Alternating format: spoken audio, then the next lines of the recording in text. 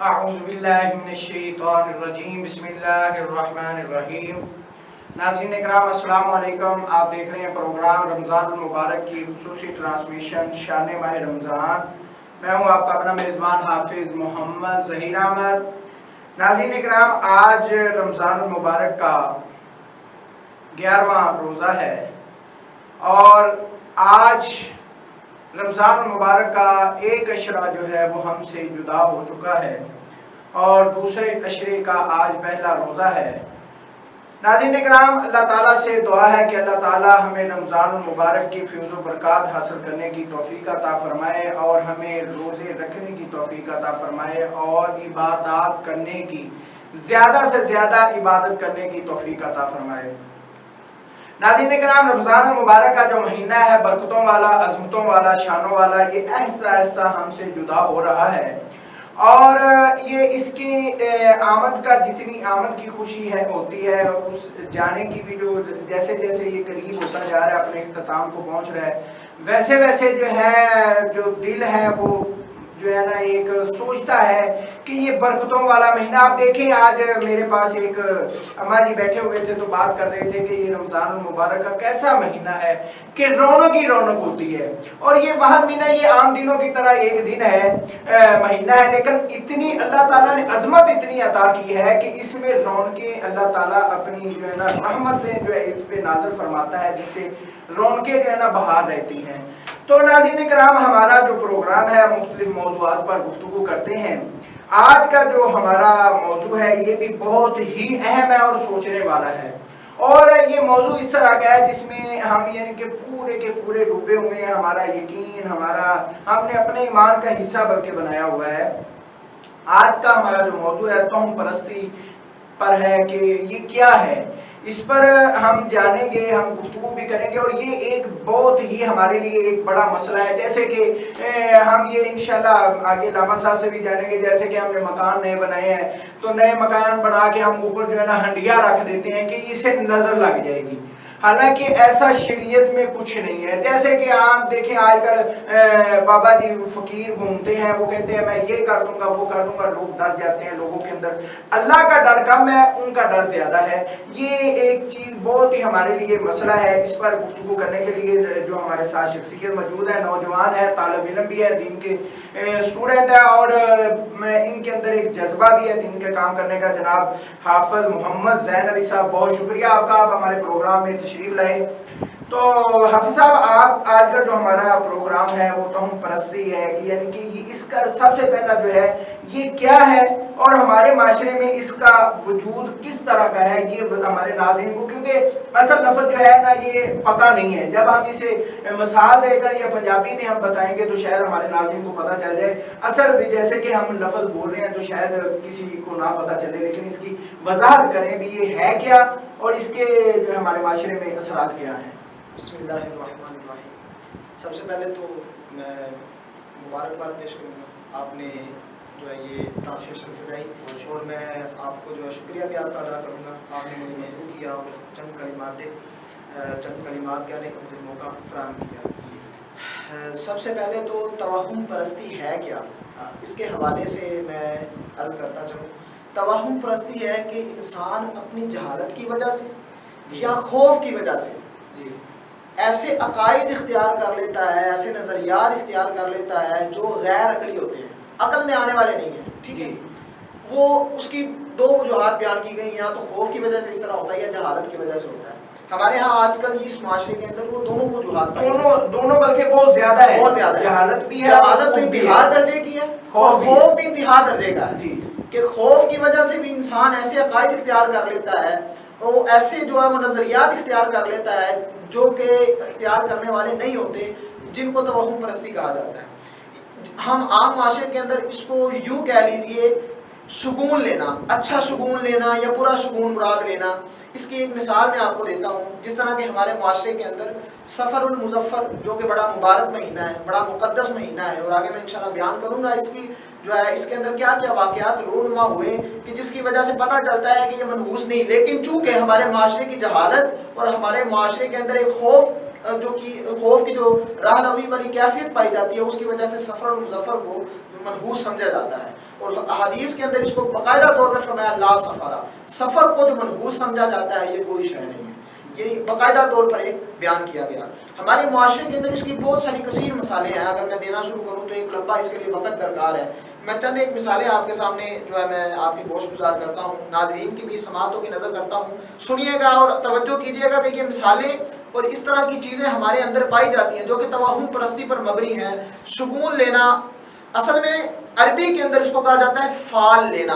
فال دو طرح کا ہوتا ہے، فال اچھا بھی لیا جا سکتا ہے مراد، برا بھی لیا جا سکتا ہے، اس کو ہم اگر اردو کے اندر لے کر آئیں تو اس کو کہتے ہیں شگون لینا، اور شگون بھی دو طرح کا ہوتا ہے، اچھا شگون لیا جاتا ہے یا برا شگون مراد لیا جاتا ہے۔ ہم اس کی مثال یوں لیجئے، برا شگون جو ہمارے ہاں پایا جاتا ہے، ہم جا رہے تھے، ہمارے رستے کے اندر کوئی آگے سے بلی گزرتی ہے، ہم اپنا رستہ، وہ ہمارا رستہ کاٹ دیتی ہے آگے سے، تو ہم واپس آ جاتے ہیں کہ اب میں جس کام کے لیے جا رہا ہوں اس کام کے اندر خیر و برکت نہیں ہوگی، اس کام میں نقصان ہوگا، میں واپس آ جاتا ہوں۔ یہ جو بدشگونی ہے اسلام اس کی سراسر نفی کرتا ہے، اور اس کے بارے میں احادیث کے اندر جو ہے وہ صراحتاً جو ہے اس کی عذابات وعیدات اور اس کے بارے میں وعیدات جو ہے ارشاد فرمائی ہیں حضور علیہ السلام نے، اس سے بچنے کا فرمایا ہے۔ اسی طرح جناب کوئی لنگڑا آدمی دیکھ لیا، کوئی کانا آدمی دیکھ لیا، اس کو دیکھ کر جناب ہم بدشگونی مراد لیتے ہیں کہ اب ہمارا کام جو ہم کرنے جا رہے ہیں وہ کام ہمارا پایہ تکمیل تک نہیں پہنچے گا، پایہ تکمیل تک نہ پہنچنے کی وجہ سے یہ ہمارے ذہن کے اندر ایک کنسپٹ بن جاتا ہے، ایک نظریہ بن جاتا ہے جس کی وجہ سے ہم اپنا کام چھوڑ کر پلٹ آتے ہیں۔ یہ ایک مثال ہمارے یہاں پائی جاتی ہے۔ پھر جس طرح ظہیر بھائی نے شروع کے اندر ایک مثال دی کہ ہمارے نیا مکان بنایا تو جناب اس پر ہنڈیا الٹی کر دینا تاکہ جو بلائیں ہیں وہ الٹی ہو جائیں اور وہ اوندے منہ جناب وہ گریں، تو اس طرح کی ہمارے ہاں یہ جہالت پر مبنی جو ہے وہ مثالیں پائی جاتی ہیں۔ یہ جہالت پر مبنی مثالیں دور جہالیت کے دور جو ہے وہ جہالت کے اندر جو ہے وہ یہ پائی جاتی ہیں، جو کہ آج ہمارے اتنے ترقی یافتہ معاشرے کے اندر، اور جو لوگ اپنے آپ کو پڑھے لکھے اور ویل ایجوکیٹڈ کہتے ہیں کہ ہم بڑے پڑھے لکھے ہیں، وہ بھی لوگ ان توہمات کے اندر اور ان بدشگونیوں کے اندر وہ مبتلا ہیں۔ اس کی مثال ایک اور میں آپ کو دیتا ہوں۔ ہم نے کام پر کوئی اپنا بندہ رکھا، ہمیں کام کے لیے ضرورت تھی کسی بندے کی، ہم نے کوئی بندہ رکھا کہ یار ہمارے پاس آئے، آ کر کام کرے، وہ آیا، پہلے دن ہی نقصان ہو گیا، ہم اس کو منحوس سمجھیں گے۔ دوسرے لفظوں کے اندر کہنا ہے کہ کسی کو نحوست شمار کرنا، کسی وقت کو، کسی گھڑی کو، کسی بندے کو منحوس کہنا، جبکہ اسلام کے اندر اس کی کوئی حقیقت نہیں ہے۔ ہم اس کو منحوس سمجھ رہے ہوتے ہیں کہ یار یہ بندہ آیا اور اس کے آنے کی وجہ سے ہمارے ہاں جو ہے وہ نقصان ہو گیا، ہم اس کو نکال دیتے ہیں، وہ بیچارہ نوکری سے بھی گیا، اور آپ اگر وہ بندہ قابل تھا تو آپ ایک قابل بندے سے محروم بھی ہو گئے، یہ کتنا بڑا نقصان ہے۔ تو ہمارے معاشرے کے اندر اس طرح کی مثالیں جو ہیں بہت زیادہ پائی جاتی ہیں۔ اس کی ایک مثال واقعات بھی لکھے ہوئے ہیں۔ ایک واقعہ میں جب تیاری کر رہا تھا، بڑا ہی جو ایک نا توجہ والا واقعہ ہے، سنیے گا، سماعت کیجیے گا۔ ایک بادشاہ وہ اسی طرح کا تھا، بڑا توہم پرست تھا، ہر جگہ پر جناب جہاں کوئی اس طرح کا بندہ دیکھتا کہ جو اس کی طبیعت کے موافق نہ ہوتا، جو اس کی طبیعت کو بھاتا نہ، جو اس کی طبیعت کو پسند نہ آتا، اس کو دیکھ کر وہ بندہ بدشگونی مراد لیتا، ٹھیک ہے، اور اس کو قتل کروا دیتا۔ اسی طرح یہ بادشاہ شکار کے لیے نکلا تو دیکھا کہ ایک جناب فقیر پھٹے پرانے کپڑے پہنے ہوئے، اس نے وہ جناب اس نے کپڑوں پھٹے پرانے کپڑوں کی وجہ سے یہ دیکھ کر کہ یہ بندہ جناب پھٹے پرانے کپڑوں کے اندر یہ ملبوس ہے، جس کی وجہ سے اس نے اس کو منحوس شمار کیا، اور منحوس شمار کرتے ہوئے اس کو قید کر دیا۔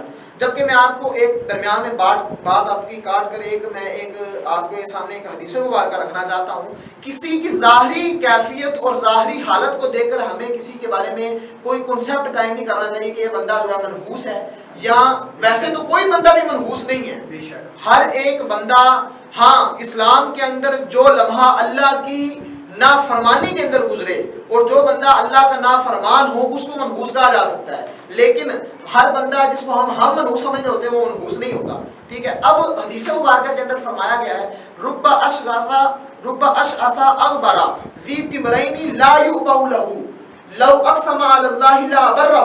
فرمایا کہ کئی لوگ ایسے ہوتے ہیں کہ جو بال ان کے بکھرے ہوئے ہوتے ہیں اور کپڑے جو ہے پھٹے پرانے ہوتے ہیں، اور جن کی طرف لوگ توجہ نہیں کرتے، لوگ ان کو دھتکار دیتے ہیں، بھاگ جا اتھوں، نکل جا، ایتھے کی لینا ہے، منحوس سمجھتے ہیں لوگ اسے۔ فرمایا کہ اگر وہ اللہ تبارک و تعالیٰ کی کسی بات پر قسم اٹھا لیں، اور اگر اللہ تبارک و تعالیٰ پر اللہ تبارک و تعالیٰ کی بارگاہ میں کسی بات پر قسم اٹھانے کی اللہ یہ بات پوری کر دے تو اللہ تبارک و تعالیٰ ان کی بات کو پورا کر دیتا ہے. یہ حدیث مبارکہ ہے. اور فرمایا منہم البراء بن مالک، انہی میں سے ایک شخصیت حضرت براء بن مالک رضی اللہ تعالیٰ عنہ ہے. تو یہ وہ بادشاہ نے جب دیکھا کہ یار یہ پھٹے پرانے کپڑے پہنے ہوئے اس نے، اور یہ ظاہری حالت جو اس کی جناب کپڑے بھی پھٹے ہوئے ہیں، گندے کپڑے ڈالے ہوئے ہیں، بادشاہ نے اس کو اٹھایا اور پکڑ کر قید میں ڈال دیا.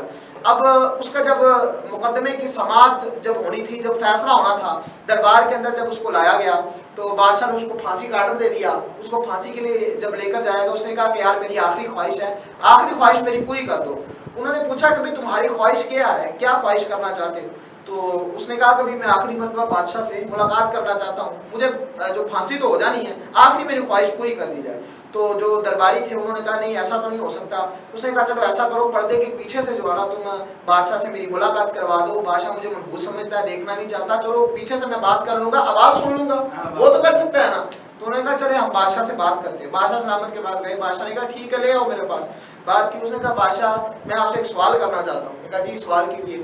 اس نے کہا کہ میں آپ سے پوچھنا یہ چاہتا ہوں کہ منحوس میں ہوں یا منحوس آپ ہیں؟ اس نے کہا جناب وہ کیسے؟ اس نے کہا کہ میں نے آپ کو دیکھا اور آپ نے مجھے دیکھا، ٹھیک ہے، اب ہونا تو یہ چاہیے تھا اگر میں منحوس ہوتا تو آپ کی بادشاہی پہ فرق آتا اور آپ کو کوئی نہ کوئی نقصان ہوتا، لیکن میں نے آپ کو دیکھا، آپ کو دیکھنے کی وجہ سے ہوا یہ کہ مجھے قید ہو گئی اور مجھے سزا ہوئی اور مجھے پھانسی پر چڑھایا جا رہا ہے، تو منحوس میں ہوا یا آپ ہوئے؟ بادشاہ نے جب چیز سوچی کہ یار واقعی بات تو درست کی ہے، بادشاہ نے اس کو آزاد کر دیا. تو یہ ہمارے ہاں کنسپٹ پائے جاتے ہیں، ہمارے ہاں اس طرح کے نظریات، اس طرح کے توہمات یہ پائے جاتے ہیں کہ ہم جو ہے نا وہ بندوں کو منحوس سمجھ رہے ہوتے ہیں، وقت کو منحوس سمجھ رہے ہوتے ہیں، مہینوں کو منحوس سمجھ رہے ہوتے ہیں. سفر اور مظفر کے بارے میں بعض لوگوں کے اندر توہمات ہیں کہ سفر کے اندر جس طرح 13 تیزی یہ مشہور ہے، پہلے 13 طریقوں کے اندر کوئی اس طرح کا کام نہیں کرتے، اور پھر جب 13 گزر جاتی ہیں تو اس کے بعد جناب مٹھائیاں تقسیم کرتے ہیں، وہ لنگر تقسیم کرتے ہیں، تو جناب برا وقت ڈال گیا. حالانکہ اس طرح کی کوئی بات نہیں. آپ کے سامنے میں ظہیر بھائی توجہ کیجیے گا، حضرت سیدہ طیبہ طاہرہ عابدہ زاہدہ متقیہ مفتیہ جناب فاطمہ الزہرا رضی اللہ تعالیٰ عنہ حضور کی صاحبزادی ہیں، حضور کی صاحبزادی، ان کا نکاح لوگ نکاح نہیں کرتے سفر کے مہینے کے اندر کہ منحوس ہے. اگر اس مہینے کے اندر نکاح کیا گیا تو نکاح کرنے کی وجہ سے یا تو نکاح دیر پا نہیں رہے گا، ٹوٹ جائے گا، یا اگر دیر پا رہا تو اولاد نہیں ہوگی، یا اولاد ہو گئی تو اولاد اچھی نہیں ہوگی، نافرمان ہوگی، اس میں کوئی نقص اور عیب پیدا ہوگا. تو میں آپ کے سامنے ایک مثال دینا چاہتا ہوں. میرے مولا کائنات شیر خدا علی المرتضیٰ کرم اللہ تعالیٰ وجہہ الکریم اور جناب فاطمہ الزہرا رضی اللہ تعالیٰ عنہا کا نکاح جو ہے وہ آپ کی اطلاع کے لیے عرض ہے. ناظرین آپ بھی توجہ کیجیے گا، سفر المظفر کے مہینے کے اندر ہوا، اور آپ ظہیر بھائی توجہ کیجیے گا، ان سے زیادہ بابرکت شادی کسی کی ہو سکتی ہے؟ ان سے زیادہ نیک اولاد کسی کی ہو سکتی ہے؟ ان سے زیادہ اکمل اور کامل اولاد کسی کی ہو سکتی ہے؟ نہیں ہو سکتی. تو ثابت یہ ہوا کہ ہمارے معاشرے کے اندر جو یہ اس طرح کے توہمات پھیلے ہوئے ہیں کہ منحوس سمجھا جاتا ہے. اور ایک اور مثال آپ کو دینا چاہوں گا، غزوہ خیبر بہت زیادہ مشہور غزوہ ہے. جی انشاءاللہ آپ کی جو ہے نا یہ مثال سنیں گے ابھی جو ہے نا. ناظرین بالکل توہم پرستی جو ہے یہ ایک بہت ہی ہمارے لیے جو ہے نا معاشرے کے لیے ایک بیماری ہے. ہم سوچتے ہیں، ہم ڈرتے ہیں، ہمارے اندر ڈر پیدا کیا ہوا ہے، خوف ڈالا ہوا ہے. یہ ایک بہت ہی عجیب، اس سے ہمیں بچنا چاہیے، ہر حال میں بچنا چاہیے. یہ دیکھیں اس پہ یہ نہیں ہے کہ ہم کسی کی دل آزاری کرنا چاہتے ہیں، جیسے کہ ہر طرح کا خوف ہے، کسی بابے کا خوف ڈال لیں، کسی جو ہے نا کوئی ایسے جو ہے نا آج کل جو علم کرنے والے جو جہلیت ہے، علم کرنے والے آپ کو ڈراتے ہیں یہ ہو جائے گا وہ ہو جائے گا تو آپ ڈر جاتے ہیں. یہ اور کچھ نہیں ہے، یہ اللہ تعالیٰ کے دین سے دوری کی وجہ ہے. آپ جب اللہ تعالیٰ کے دین سے دور ہوں گے، اللہ کا خوف آپ کے دل میں نہیں رہے گا تو پھر اس طرح کے معاملات ہوں گے. ابھی گفتگو جاری رہے گی، وقت ہوا ہے چھوٹے سے بریک کا، بریک کے بعد بڑا پھر آپ کی خدمت میں حاضر ہوتے ہیں.